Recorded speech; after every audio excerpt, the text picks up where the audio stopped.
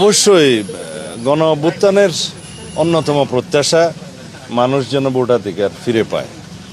সেই কাঙ্ক্ষিত ভোটাধিকার আমরা ফিরে পেয়েছি, এখন প্রয়োগ করার পালা। এটা অবশ্যই গণতন্ত্রের বিজয় এবং গণ অভ্যুত্থানের অন্যতম প্রত্যাশার পূরণ। আমরা আশা করছি ইনশাআল্লাহ আগামীতে বাংলাদেশের জাতীয় সংসদ নির্বাচন এটা ঐতিহাসিক নির্বাচন হবে এবং বিশ্ব স্বীকৃত নির্বাচন হবে, বিশ্বাসযোগ্য নির্বাচন। যেই দল গণহত্যার জন্য দায়ী, যাদের গণহত্যার জন্য যাদের দলীয় প্রধান তথাকথিত সাবেক প্রধানমন্ত্রী শেখ হাসিনা সহ অন্যদের বিচার হচ্ছে, একটি মামলায় ইতিমধ্যে দোষী সাব্যস্ত হয়েছে।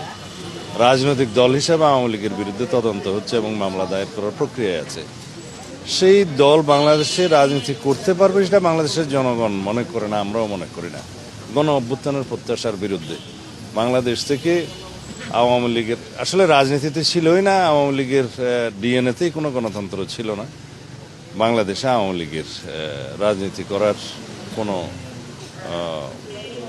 ভবিষ্যৎ আমরা দেখি না, এদেশের জনগণ দেখে না।